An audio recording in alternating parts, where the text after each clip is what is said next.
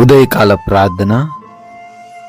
అతి పరిశుద్ధుడా, సర్వోన్నతుడా, సకల సృష్టిని నోటి మాట చేత సృజించిన మా ప్రియ పరలోకపు తండ్రి, మీకు స్తోత్రాలు, మీకు స్తుతులు, వందనాలు చెల్లిస్తున్నాం ప్రభువా. అయ్యా, నిన్నటి రాత్రి అంతను కూడా మా అందరినీ సురక్షితముగా రక్షించి కాచి కాపాడినందుకు స్తోత్రాలు తండ్రి. మీ రెక్కల చాటున భద్రపరిచినందుకు వందనాలు. మా గృహాల చుట్టూ మీ కంచె దయచేసినందుకు కృతజ్ఞతలు చెల్లిస్తున్నాం ప్రభువా.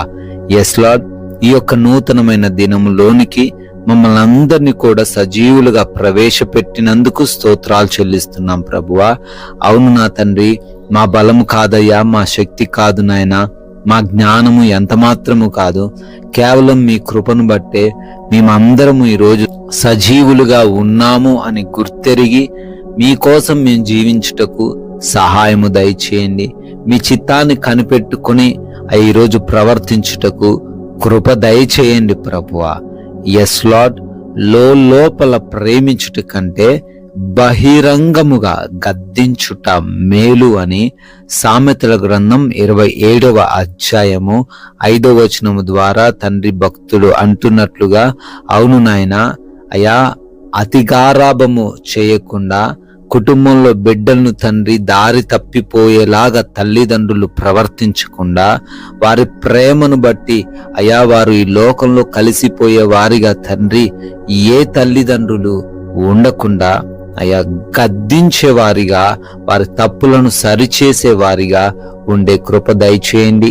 అయా సంఘములోనే కావచ్చు, అయా చేస్తున్న ఉద్యోగ ప్రాంతాల్లో, వ్యాపార ప్రాంతాల్లోనే కావచ్చు, ఎక్కడైనా ప్రభువా, అయా మేము తండ్రి పాపమును చెడును తండ్రి వ్యతిరేకించుటకు, అది తప్పు అని చెప్పుటకు మాకు తండ్రి ఆ ధైర్యమును దయచేయమని, మీ బిడ్డలుగా నమ్మకస్తులుగా జీవించే కృప దయచేయమని బ్రతిమాలుకుంటున్నాం తండ్రి. ఈ యొక్క ఉదయకాలంలో ఈ ప్రార్థనలో ఎంతమంది బిడ్డలైతే ఏకీభవిస్తూ ఉన్నారో ప్రతి ఒక్క బిడ్డను కూడా నాయనా దీవించండి, ఆశీర్వదించండి.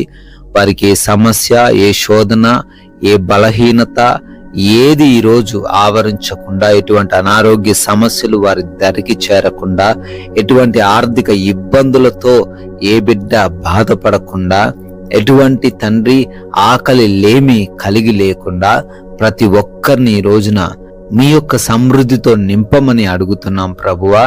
దీవించమని, ఆశీర్వదించమని ప్రార్థిస్తున్నాం తండ్రి.